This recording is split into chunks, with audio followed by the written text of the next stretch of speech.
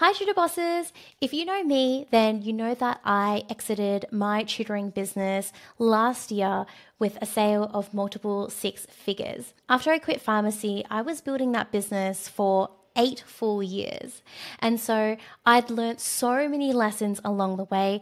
But even after I sold my business, I feel that I'm still learning lessons, especially as I get older, especially as I'm building my second business and I'm sort of going through a lot of the same stuff I went through in the early years of my first business, Lisa Study Guides, the tutoring business.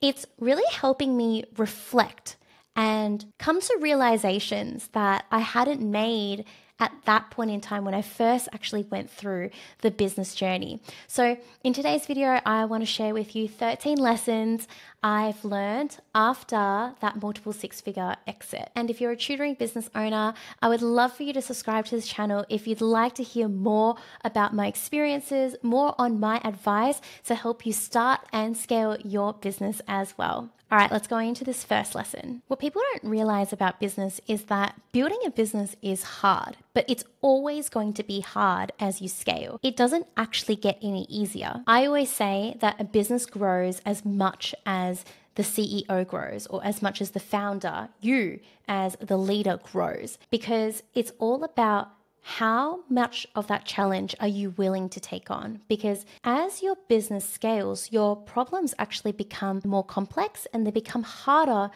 to solve because there are more stakeholders involved. So for example, when you first start out in business, all you're concerned about is, how do I put myself out there? I'm scared of being judged. I'm scared of embarrassing myself.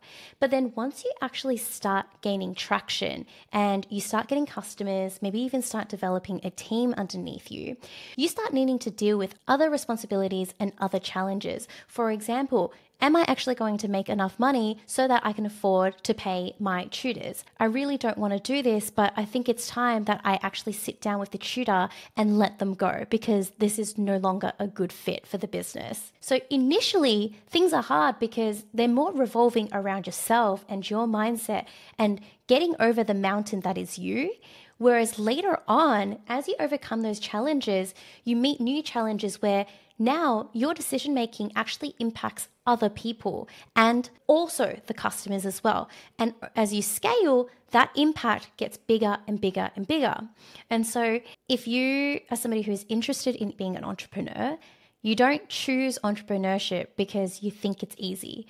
Many of us choose entrepreneurship because we want the outcome of what entrepreneurship promises. It's freedom of choice, freedom to choose what you want to do with your own time, freedom to be your own boss, freedom to wake up without an alarm, freedom to have money to buy certain things for your family, freedom from stress so you don't have to worry about money anymore. Freedom, I would say, is the big goal here, but it's the outcome people want, but people aren't willing to do what it takes, and which is the hard stuff, which is the unglamorous stuff behind the scenes in order to get there. So my big lesson here has been that the sooner you recognize this and acknowledge that business is hard and that it is a certain type of breed of people who really push through and make it work, the more easier, ironically, it will be, because you wake up and you know there are going to be fires you need to put up.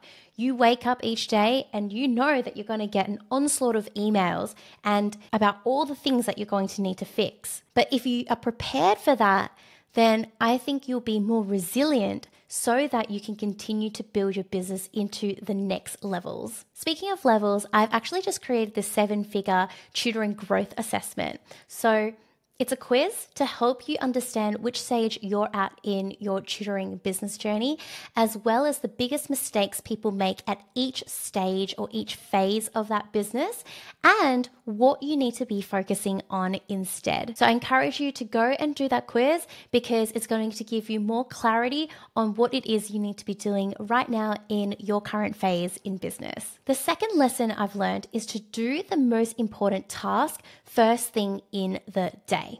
Now, it's not a matter of actually just doing the most important task, it's the preparation beforehand. So what I found is that in the past, I used to just wake up, I would look in my emails, and I would essentially let the emails tell me what I would be doing that day. So even though a lot of the emails weren't necessarily needle moving factors for my business, that's what I would get sucked up in for many years as I was actually growing out Lisa's study guides. And what I realize now is when you let your day impact what you're doing for that day, you'll never make an impact on your business the way you want it to. So what I do these days is at the end of each workday, I'll actually set aside 10-15 minutes where I decide what I'm going to do the next day. And I write that task down so that I don't forget it, so that it's right there in front of me when I start work the next morning. And what I do is I have no distractions in the morning. So I have do not disturb on my phone, and I do not check Slack. I do not check emails. I go and I'm laser focused on doing that one task I know I've already predetermined for myself. Thank you, past self, that I need to do today. This is what has helped my current business grow 2x each year since I started doing this. And that's because the most important task is always related to the bigger goal that I have for my business that year. Now, the next lesson is having deep work days. So at this point, I'm assuming that many of you are familiar with what deep work means. But if you don't know what deep work is, it's essentially when you carve out an extended period of time. So I'm talking 3-4 hours where you have no interruptions whatsoever. It's time purely put aside so that you can just get in there, get into the zone of what you're doing, so much so that you don't even realize that the time is passing. That's when you're fully present and you're really in the swing of doing the work. For me, I absolutely love deep work days. So every single week, there will be 2 to 3 days that I set aside purely to do deep work. So for me to do my bigger tasks uninterrupted. So a good example is last week, I created 5 lead magnets and I did that over the course of 2 days. It was pure writing for the full 2 days. Another good example is filming. So for today and tomorrow, I've cleared out the schedule so that my only deep work is focused on filming itself. I find that when I get into the groove of things, it's just so much more seamless for me to finish that work. Whereas if you've got meetings splattered throughout the day, it really distracts you and it's much harder for you to switch. And as you probably know, it takes 20 minutes to context switch between different tasks. So if you're jumping into meetings each day, it takes you 20 minutes to switch on to that meeting and then another 20 minutes to switch off that meeting to go back to whatever task you're doing. And if you have a meeting multiple times a day that day, that's context switching is constantly happening. And if you have 3 meetings that day, 20, 20, 20, 20, that's already 80 minutes of context switching where you're not fully focused on what you're doing in front of you. So for me, I always try to pack my meetings into 1 or 2 days each week. If I'm having a good day, then I'm having 5 meetings in that day. But inevitably, there comes time when someone needs to reschedule or someone needs to cancel, or maybe even I need to reschedule or cancel, maybe because I'm feeling unwell. And so that's what the secondary day is for, so that there are just those 2 days each week where I've got the meetings, then the rest is fully deep work. Now, the next thing is that you don't need to have all the answers in order for you to get started. A lot of people feel like they need to have their ducks in a row for them to actually get started with business. You know, I need to have a logo, I need to have a business name, I need to have a website. And as you know, if you've watched many of my videos before, I'm all about just get out there and start validating your business. Start talking to real people so that you're genuinely getting new students in through the door rather than squirreling away in the back behind your computer where it's comfortable, but not actually moving the needle on your business. And at that point in time when you're starting a business, the needle mover is you getting a student. So why are you procrastinating building a website when you can get out there, start doing word of mouth, and just start talking to people about your services so you can get them signed on? I think it's very much the same thing when we continue to build a business. So when I was at that stage of being booked out, I didn't know how to hire a tutor. I'd never managed anybody before.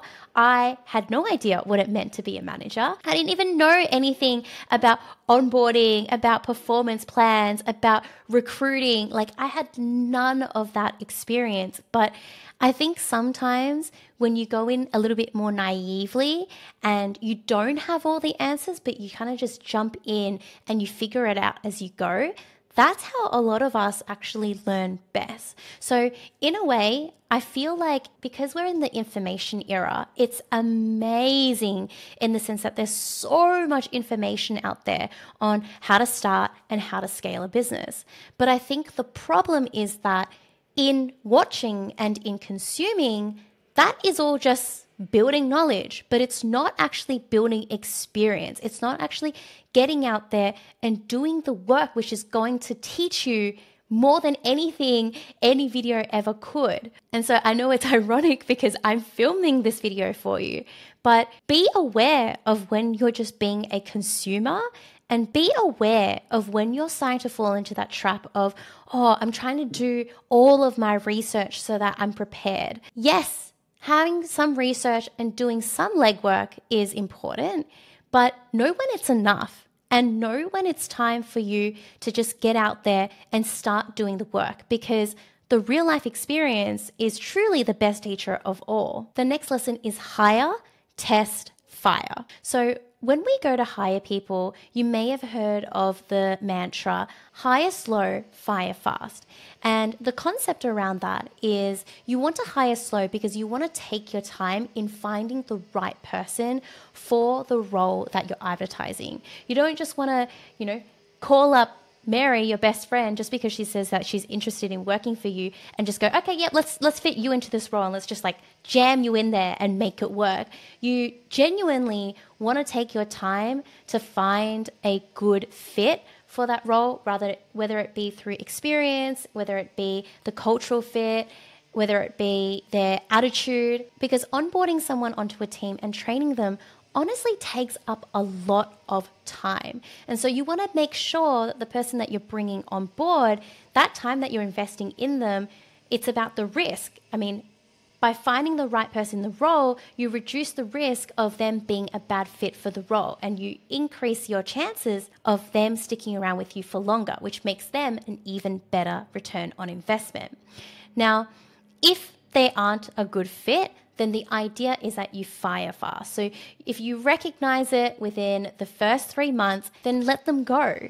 We don't want to keep people on board in our business for an extended period of time just because they're the only person we've got, because that will only lead to increased problems over time, resentment from your behalf, resentment from their behalf. And so that's why we have hire slow and fire fast. The one thing I wish that someone told me though is tweaking this a little bit. So for me, I hire a lot of contractors in my business. And I believe that if you're a tutor boss, you're also going to be hiring a lot of contractors for your business as well. Whether they be your tutors, maybe an assistant, maybe a salesperson. I wish someone had told me, hire, test them, then fire. So what that means is rather than saying, hey, you're hired, awesome, let's train you, let's get you up to scratch and can't wait to work with you for as long as we can possibly work together. It's, hey, I'm really interested in working with you. Can we please try a 1-month trial? Can we please try a 3-month trial? And then if it doesn't work out, you can fire. If it does work out, you continue to train them and you move forward and continue working together. The reason why this hire, test, fire works so well for me is because it gives me a chance to back out of this agreement. It gives us both the room to recognize that this is a trial. So they need to put in their best foot forward, that this isn't just a guarantee, like you got the job, that's it, like we're all good. It's like, I want to see how you're performing in this first month. I want to see how you're performing over these first 3 months. And if it works out, amazing. Let's keep going. If it doesn't, then it doesn't. And this small tweak, I feel, has just been so revolutionary in my entire hiring process that I feel like I've actually gotten much better results of hiring the right people. So give this a shot in your business as well. The next lesson I'll say here is also about hiring, and it's to never give up on finding that perfect person for the role. So when you get out there, and let's say that you're trying to hire an accountant. I've gone through 5 accountants before I found my current accountant that I'm really, really happy with. But that is damn a lot of accountants. And at every stage, they kept getting better, but I just felt like they just weren't exactly what I needed. So for example, my first accountant, I really wanted someone who could teach me how do I actually be strategic about my tax efficiency in my business, because I know that there are things that the governments have in place for you to have tax deductions so that you don't have to pay as much tax. How do we do this in a way that's obviously legal, but can you please teach me, like, what is it that I need to do? I literally have no idea. That first accountant I had just wasn't interested in teaching me anything. And so I was like, okay, well, you're not going to be my accountant. Let me go to another accountant. And I ended up paying a really expensive accountant. I think he was charging like $300 an hour. And I got him to teach me some things. And he did teach me some things, but I didn't get the sense that he really understood my business and therefore could give me really tailored advice for me. So after that, I was starting to get a little bit frustrated, to be honest, because I was like, these accountants suck. I can't seem to find anybody that just does what I want them to do for me. And so I kept looking. And for the next accountant that I signed on, he was really good in that he understood my business and he taught me to be more tax efficient. So he was great for a period of time. But then eventually I got to the stage where I was ready to sell my business. And so when I was preparing to sell my business, I knew that I needed to talk to the accountant about this so that we could set up the business in a particular way so it was prepared for sale, or make sure that we worked out the numbers so that everything looked nice for the sale. But unfortunately, this accountant, who was okay for a certain period of time, was no longer okay because he didn't really know much about selling a business. And so I was again frustrated because I was like, I just don't feel like I'm ever going to find like that perfect accountant that's going to have my back and that knows exactly what I need and is going to go above and beyond to deliver for me. And so there was a period of time there where I kind of just gave up. I was like, I don't know where these people are. Like, I'm asking people referring people, but the people aren't great. The accountants aren't great. And I think that you're going to have this experience, whether it be for an accountant, whether it be for a marketer, for a sales person, for an assistant. And the key here, though, is to never give up. If you know you have a certain person in mind, keep seeking them. Just because you haven't found them right now doesn't mean that you won't be able to find them. So I gave up for a period of time when it came to the accountant, but eventually I actually got connected to another accountant who was so business savvy. So not only did he know accounting, but he also really knew business. And so marry that together, that was so strategic. And if you ever heard me talk about the fact that I needed to lift my prices for Lisa Study Guides, otherwise we wouldn't be profitable anymore, it's because of this accountant that he taught me that. And because of this accountant, I increased my prices by 30%. And that was the best year to date in profit that we'd ever made. So this accountant was definitely worth his ROI. And actually, I paid him $1,000 an hour for his advice. But at that point in time, he was incredible for what I needed to learn in the business. So the key here is, if you're working with someone right now and there's just something inside you that just doesn't feel like they are the right fit, you feel like you're pushing a boulder up the mountain, it feels really hard with this person, it's difficult, then maybe it's not the right fit. Have a think about it. Okay, so my next lesson is figure out your zone of genius and delegate the rest. So when you first start out in business, you're doing literally everything. You're wearing all the hats in business, your sales, your marketing, your operations, your finance, every little tiny little thing in your business. And as you scale in business, you start to delegate tasks off to people. Now, the way that I delegated was I actually delegated the tasks that were both too time consuming for me, they took up way too much time, or they were tasks that I didn't love doing. So one of the most time-consuming tasks early on in my Lisa Study Guides journey was emails. I was just getting flooded with emails every day. It was a good problem because there were always people inquiring about tutoring, but I couldn't do this anymore. I'd be spending 2 hours every single day inside my emails when I knew I was probably better off doing something else, like filming my YouTube video, like creating my study guides, like training my tutors. And so at that point in time, it had also become a task that I no longer really enjoyed. I felt like for me, it was quite monotonous and it was repetitive at this point. I was no longer learning in it. So that's when I hired my first VA for that role. And eventually, as I kept growing my business and I kept delegating, you start to realize what in your business you're actually good at. And you also realize what you like doing. And so I want you to keep that in mind. Like when it comes to these two things, what is it that you like doing? What is it that you're good at? And see whether or not that's your zone of genius, because that might be the thing that you ultimately continue doing for the longest time, and it will be the last thing that you delegate. So for me in Lisa Study Guides, the reason why at the very end, before I sold the business, I worked 5 hours a week in the business is because I was doing the marketing. I was the face of the brand, and I personally feel like I'm pretty all right when it comes to marketing. I enjoy being in front of the camera. I like talking, jibby jibby jab. And I just find it seamless for me. It feels good. It sparks joy. It's energetic for me. And so that's what eventually ended up being my zone of genius. So delegate everything else and focus on your zone of genius. Now, the next lesson I've learned is know when to hire an expert versus when to figure things out on your own. So when you first start out in business, you're figuring out everything on your own, most likely because you don't have the investment to actually invest in an expert. Now, if you do have the funds to invest in an expert, that's amazing because that means that you're just going to accelerate your progress. But for me, when I first started out in business, I was 18, I was young, I was just trying to make some extra money. I had no idea how to run a business. And so I really fell into that mindset, that habitual mindset of I have to do everything myself. I have to learn everything myself. So I learned how to tutor. I learned how to create resources. I then learned how to build a website all by myself. I didn't hire anybody for that. I spent so many hours. Like I literally remember one day I stayed up till like 5 a.m. building my WordPress website back then. And it wasn't like, oh, I stayed up till 5. It was like, oh my God, this is so thrilling. Like I'm building my business, like I'm hardworking.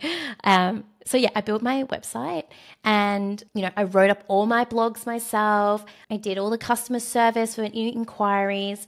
And so eventually in your business, it is going to get to a point where I would encourage you to start letting go of some of that I need to learn everything myself mentality and start leaning on experts. So for example, it got to a point one year where I had just hired 50 tutors for my team and I was so busy, so busy trying to manage them, trying to get them students.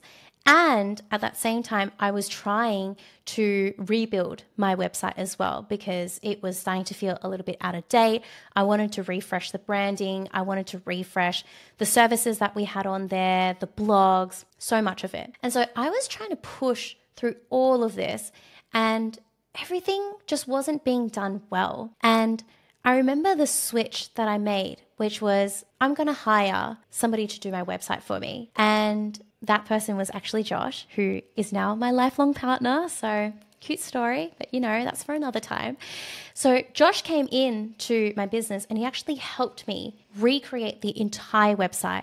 And the thing that I didn't realize is, wow, when you bring in somebody who knows what they're doing, they can do it so much faster than you and they do it so much better than you. And they help you rise up to their level because you're paying them for that expertise. And I think if you're an executor like me, I am an ENTJ according to the Myers-Briggs. So I'm a commander. Anybody who has the N and the J just means that you're a doer. You're really good at checklists. You have your own to-do list. That stuff is no problem for you. I took a lot of pride in that I could go and do things by myself, that I was a good learner, that I was a quick learner, that I could do it. But I think it gets to a certain level in your business where having that mentality of I can do it is no longer going to be fruitful for you, because you should switch yourself to the mentality of, yes, I could do it, but is it the wisest use of my time? Could I instead hire someone who, yes, it's going to feel expensive. Everybody feels expensive always, but I can learn from them. They can do it quicker than I can. And I'm probably going to get a better result if someone else is in charge of this rather than me spreading myself thin. So if you're at a stage in business where you can start investing, the next time you go and try to figure out something on your own, see if you can invest that money in someone else who can do it for you. That's why a lot of my clients come to me, because they know that I've already walked the path of building a successful tutoring business and exited the business, where somebody else was willing to pay me money to take over my business because it was attractive enough to do so. And because they want to start their business and scale their business up to that stage, they hire me to be their coach. And they get me to tell them all the mistakes I made. They ask me all the questions they have, so I can just give them really directed answers. That's like, yep, do this, don't do that, do this instead, try this, Nia. And that is what helps them shortcut their way to success. Your time is your most valuable asset, so respect it as your most valuable asset. The next lesson I learned is that you're going to hate your business if you only follow the money. So I learned this lesson very intrinsically and deeply, because when I first started out Lisa Study Guides, I literally, it already grown beyond my dreams.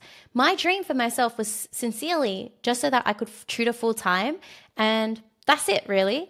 I never thought that I would go on and hire tutors. I never thought I'd go on to hire my 10th tutor or my 30th tutor or my 50th tutor. And so this business just grew organically.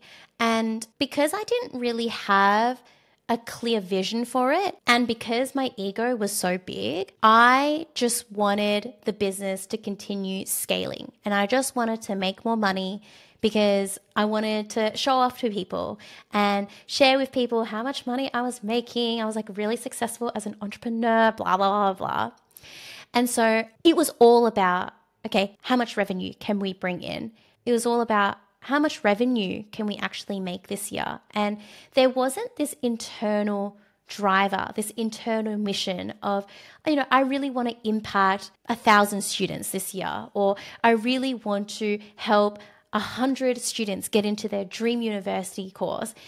There wasn't that connection anymore. And I think that I'm not alone in that many of us seek external validation.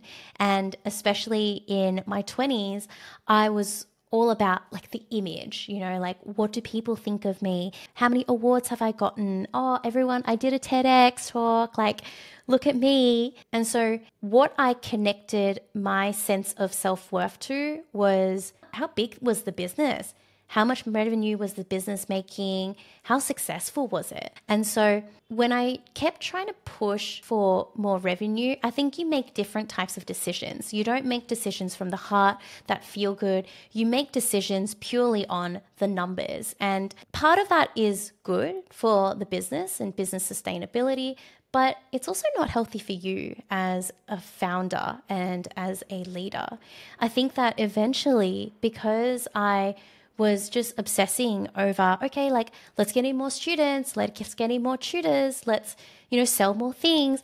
It just felt so soulless to me. And I really had a love-hate relationship with my business. There were some days where I loved it, and I probably loved it because I felt validated. Maybe we did well that particular week in terms of our revenue, or maybe one of my YouTube videos popped off and went semi-viral, which is also another form of validation. But then there were other days when I absolutely hated my business. I would look at my emails and I'd go, oh, it's like so many problems that I need to handle right now.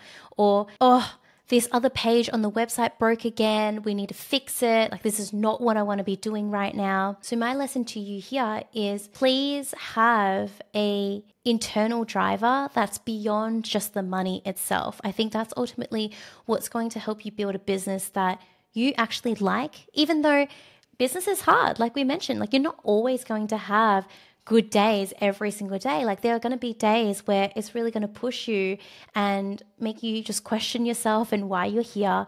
But throughout all of that, if you've got an internal driver that is truly really wholesome, for example, I'm here because I just want to learn. Like every day I'm learning, and even if they're hard, it doesn't matter because I'm still going to be learning. Like those kind of thoughts and having those kind of values is what ultimately will help you feel like your business is a baby that you actually really love. The next lesson is that as a leader, you need to have and you need to develop your emotional intelligence.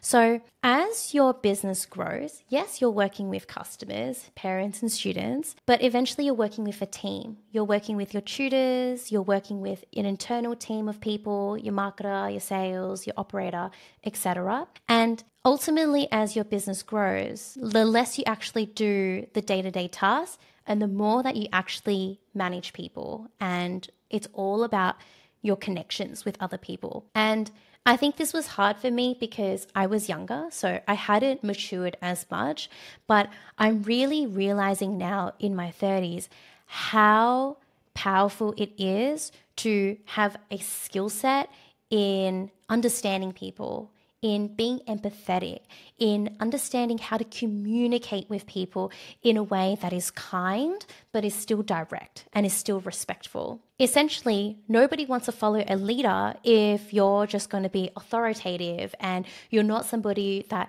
people aspire to be, that people feel motivated by. And so I really encourage you to get your hands on some books or watch some YouTube videos or some podcasts all about teaching you how to communicate and how to be empathetic. I personally have been loving Layla Hormozi, and I know that a lot of you like the Hormozis as well, but I think Layla has truly the values where she cares about people first. And I think that if you care about your people first, you're going to build an army with you who's going to be rallying behind you and your business. And when you don't treat people well, which I have made mistakes in the past where I haven't, they leave you disgruntled. They probably share what a terrible experience they had at your company, and word of mouth spreads, And to be honest, looking back at my Lisa Study Guide's journey, the mistakes that I made that truly make me still cringe to date are actually the mistakes that I made with people. It's not the mistakes where maybe I made a spelling mistake on a blog, or maybe I filmed an entire YouTube video and my eyelash was like sitting off my face. Like none of that matters. But what sticks with me now is, I really wish I had treated that person better. I really wish that I was better at communicating with them. I really wish that I was more self-aware at that time so that I could have been a better leader for them. Like those are the things that still sit with me today. And those experiences are what really pushes me now to try to be a better leader for my team, to try to be a better role model for my students, my clients. This actually leads me into my next lesson, and it's that the stress isn't worth it. As you grow your business, you are going to have moments of stress. That is just the natural result of a scaling business. It's a good problem to have, but it is stressful at the same time. And one thing that I'm realizing now is that for myself personally, I sit with a lot of stress. I take on board a lot of stress, and I don't necessarily diffuse it out in any way. Yes, I'll go to the gym. Yes, I'll look after my health, drink water, go to bed, watch some Netflix to chill out. I'll go for walks, all of that. But if something was making me stress or someone was making me stress, I just sort of contain it in this little box, and I just try to squeeze it in there and just hope that it would disappear. But what I'm really leaning into these days is recognizing when that ball of stress is sitting there. For me, it's where my heart is. It's like at the center of my chest. I can just feel this heavy weight. Physiologically, that's what I feel when I feel stressed. And when I feel tense, I can feel it in my chest. A new way that I've been trying to diffuse the stress is to tackle that issue head on. So for example, a lot of my stress in the most recent times has been more so to do with people, to be honest. It's to do with customers and to do with my team. So an example of a customer is I had a customer a couple of years ago who just wasn't a right fit for the business. And I really, really, really was trying to lift her up, and I was trying to give her extra dedicated attention, even though I wasn't supposed to because this was a group coaching program. But I was just trying to help her. I really wanted her to succeed because I believed in her. I just didn't understand why she didn't believe in herself. And it got to a point where I was carrying so much of that stress because she was like not happy. She was like, why am I not getting any results? Like, this is just not working for me. I'm feeling really frustrated. I'm looking at other people and they're getting results, but I'm not. And so I took that on for so long that, it constantly be a stress that was playing at the back of my mind every single day, even when I was actually going on holidays, traveling through Europe. And so that's just my default. That's what I used to do.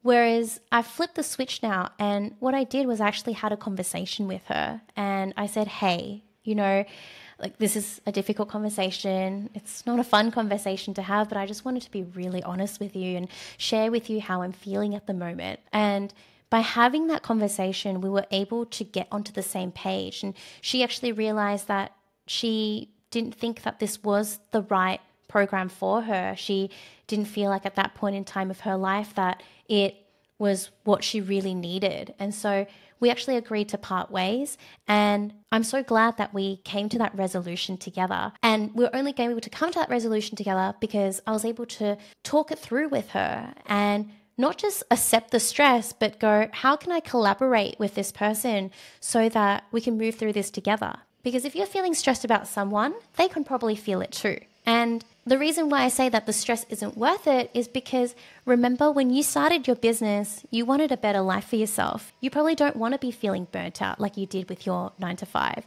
You probably don't want to be as stressed as you were with a previous job or when you were doing your studies. Like, you started your business because you wanted something better for yourself. So why are you falling into that trap of being stressed? Ultimately, we have control over this. So that's my tip on how you can move through the stress. All right, another lesson I have is recognize what stage you are at in your business and what that stage of business requires of you. So as we grow our business, our baby goes through maturity phases, just like an actual real life baby does. You've got baby, newborn, then they turn into a toddler, then they turn into a kid, and then a teenager, and then an adult. In much the same way, when it comes to our business, it has phases too. So the early phase, to me, that early stage is the seed stage. So it's where you're planting the seeds for growth. You're doing all of that work, like finding out your niche, finding out your market position, finding out your pricing, going out there to get your first few students. And then from there, you move into the ascend stage. So now you've got a student. Now let's get in more students. So we're starting to rinse and repeat a bit more. And in this initial phase of the seed stage, this is where the version of you that's required is the version of you that is willing to step into discomfort, that's willing to feel embarrassed talking about your tutoring business, that's willing to be okay with not having the experience yet, because you know that in starting, that's how you gain experience. Now, from there, you move into your ascend stage. So once you're in your ascend stage, you've got a student, or maybe you got a couple of students. And this stage is all about getting more students so that you get booked out. And during this stage, you're going to have a variety of new problems as well. And so here, the version of you that needs to present itself is the version that is, yes, the tutor, because you're literally tutoring and you're managing your time, you're learning how to operate a business, but it's still learning. It's that learning phase and doing everything on your own still. Then you move into the booked out phase of your business. When you're booked out, you have a choice. Do you want to hire a tutor or do you want to scale in other ways? And if we go down the track of hiring tutors, then the new version of you that needs to come to light is the managerial version of you. Now, you might have never been a manager before, but this is what you got to do at this stage of business. And finally, you've got your leadership stage after that. So once you've hired all the tutors, you might have hired an internal team to help you manage the business day to day. That's when you can step fully into the leadership role where you don't even need to be in the business anymore. It's a lot more hands off for you. You can be in the business if you want to. You can continue to scale it in other ways, but each stage of business requires a different version of you. And so it's important for you to recognize what stage am I at the moment, and what version of me do I need to be right now? Because if you're not willing to step into that stage, if you're not willing to be that version of yourself, then it's likely that your business won't grow as a result because you're not doing the work that it takes to make that stage of the business grow. So this takes us back to the 7-figure tutoring growth assessment. If you'd like to do that quiz to teach you where you're at in terms of tutoring stages, what you need to be doing, the common mistakes tutors are making, and what you should be doing instead, then make sure you go and fill in that quiz. I promise it's fun, it's going to teach you something new, and it's going to give you clarity on what version of you want to be right now. The 13th lesson here is that even after you've made a successful sale and exit of a business, life still feels very much the same. Yes, I've got more money in my pocket now, and I use a lot of that money to invest in a new property, which has essentially set me up for retirement now. But other than that, like the money itself, it doesn't change you too much, because if you've built a successful business up until the point of an exit, you're already profitable, and it's likely that you're already looking after your survival needs, like your shelter, your food, your family. And so I think what's been really interesting for me is actually just realizing that once I sold that business, I actually moved straight into doing another business, which is what I'm doing right now with Tutor Coach and helping other tutoring business owners. And I think to me, that's really what solidifies that I absolutely love doing business. I'm absolutely in the right field of doing business. So if you're somebody who is thinking about selling your business, and you want to build up a business to the point of selling it, I would really want you to question for yourself, what is the main driver behind this? Why do I want to be selling a business? Is it just so that I can say that I've done it? Or is it so that I can get validation from other people? Or is it so that I can do something for a few years, make a good impact, and then move on and try something new in a different industry? The path to being able to sell a business can take a while. So my main piece of advice here is to make sure that you are clear on your values and what your goals are for yourself and your business beyond just the revenue side of things and beyond what you could sell your business for. Because again, if you have something that's intrinsic within you that can be the everyday driver, then that's truly what's going to help you build a sustainable business. And if you're in the game for long enough, you will be able to be successful in building a business to reaching your goals. And you will be able to build a business where you can eventually sell it. Whew. All right, that was a lot. I hope that was fruitful for you. Please let me know in the comments, how did you find this video? What were your biggest takeaways? And if you're too lazy to write up anything, but you just want to shoot me some love, maybe just type in the word love, just so that I know that you have loved this video and you found it helpful. Now, if you're new here, or even if you've been with me for a while, but you want to get a refresh on why I sold my tutoring business, then I'll link that video up here for you to watch next. I go into the full details of truly why I decided to sell it, that love-hate relationship that I talked about in this video, and my aspirations for myself at that point in time when I sold it last year. All right, thank you so much for watching, and I'll see you in the next one. Bye.